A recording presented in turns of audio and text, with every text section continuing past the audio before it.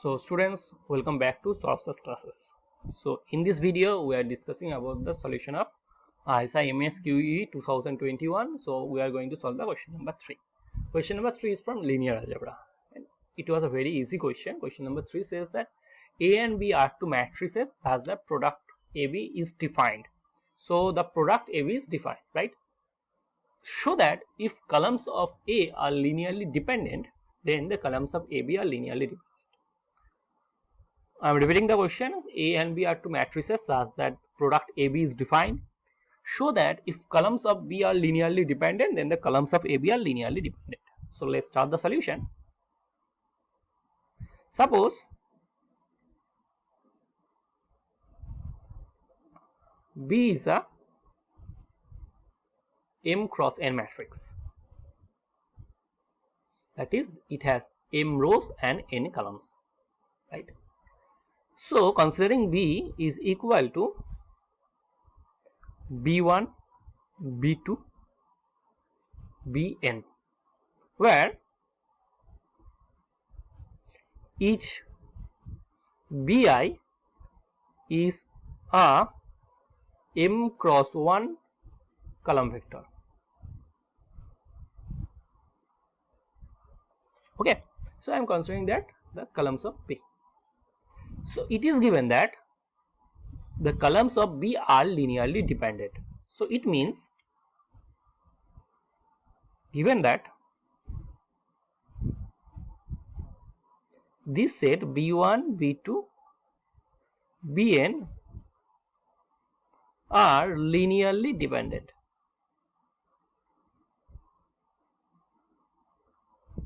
Right? So it linearly dependence means there exists C1, C2, Cn belongs to F such that C1 B1 plus C2 B2 plus Ci plus Cn Bn is equal to 0, but Ci not equal to 0 for some I, right? So this is our relation 1, right? Now what is the columns of AB? So AB is a matrix whose columns are AB1, AB2 up to ABN, right? This is the AB. So the columns of AB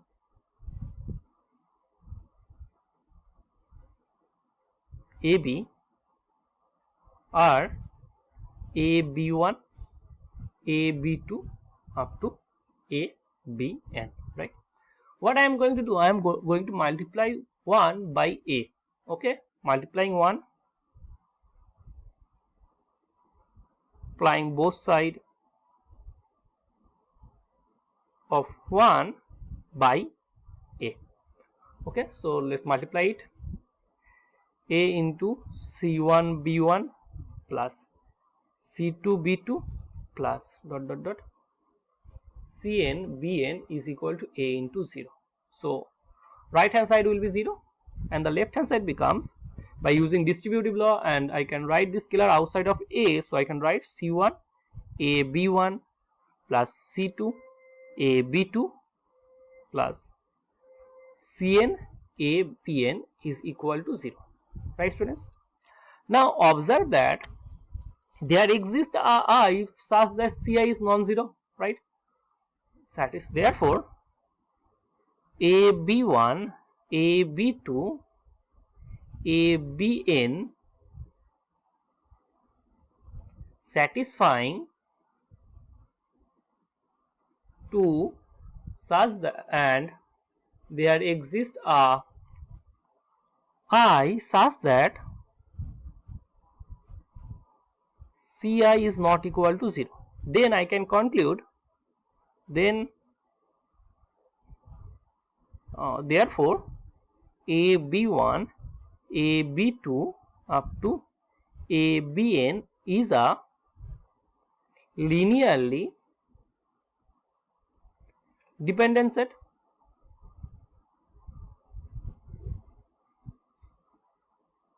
Right? Therefore, one can conclude the columns of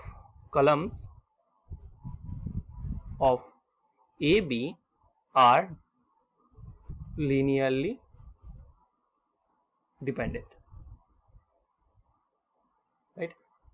This is one of the proof of this result. You can prove another way. I am telling you the sketch of another way, that it is given that columns of B are linearly dependent.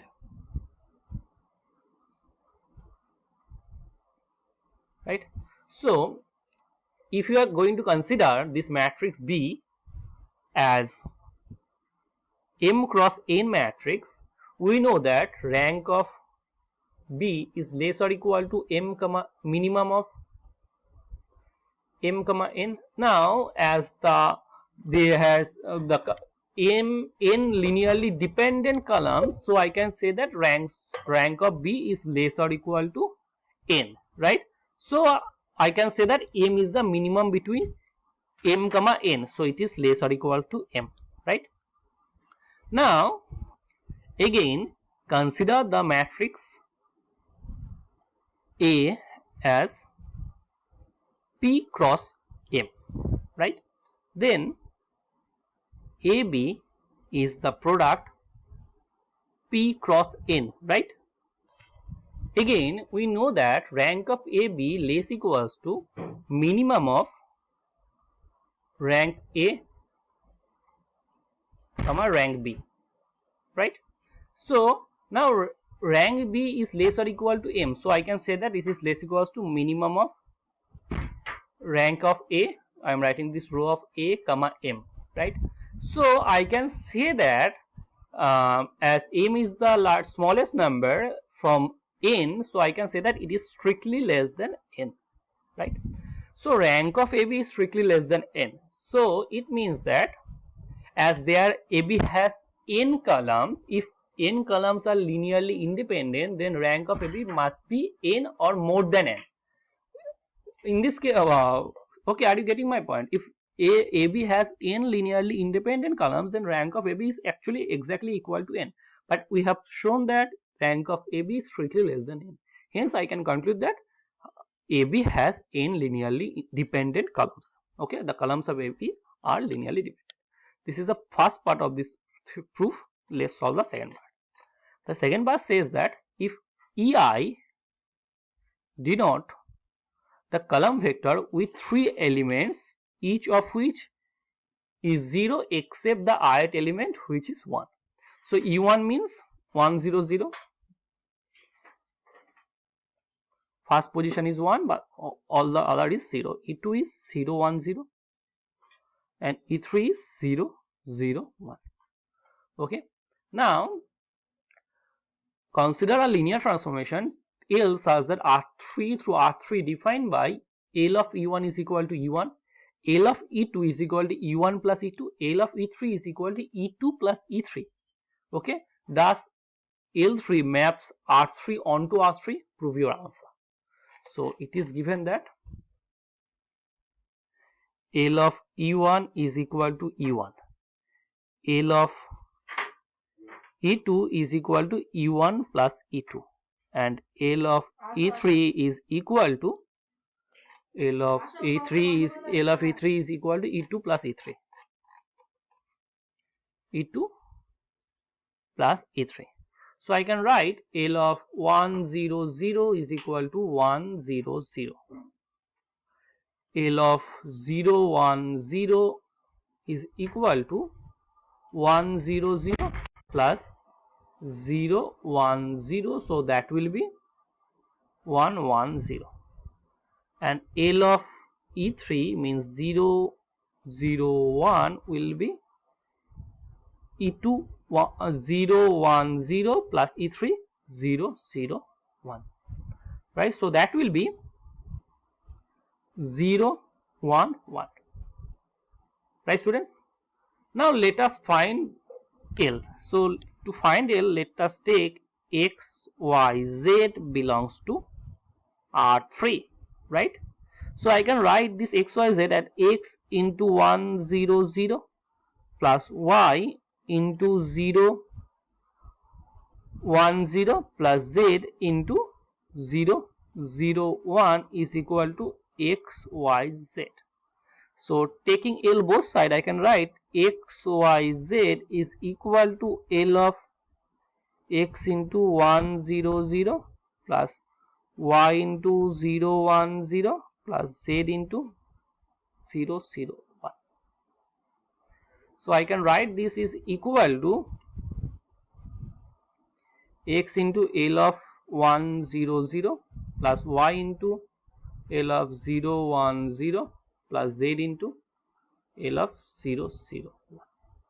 Now, what is L of 100? L of 100 is equal to 100, right? So, x into 100 plus y into L of 010, 010 is 110. So, that will be 110 plus z into 001 will be is 011. So, it will be 011. So, the sum will be x plus y is our first component, y plus z is our second component, and z plus and z is our third component, right students? Are you getting my point? X plus y, y plus z and z. Now you can see that this L is a linear transformation from R3 to R3, right? So the dimension of the domain is 3 and codomain is again 3. So if L is onto, that is L is onto, if and only if L is injective. Now L is injective if and only if card L is equal to theta. Now let us find card L. Card L is equal to all such x, y, z such that x L of x, y, z is equal to 0. So that will be equal to all such x, y, z such that x plus y is equal to 0, y plus z is equal to 0 and z equal to 0, right students?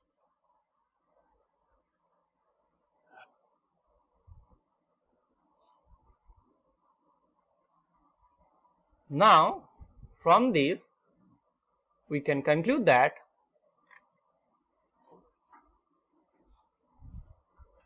x, y, z such that if z equal to 0, from this I can conclude y equal to 0 and y equal to 0, it means x equal to 0. So this is equal to x equal to 0, y is equal to 0 and z equal to 0, right students? So from this I can say this is nothing but 0, 0, 0. This is card L. If card L is equal to 0, 0, 0 implies L is injective. As dimension of domain and dimension of codomain are same, so I can conclude that L is surjective, that is L is onto. L is onto.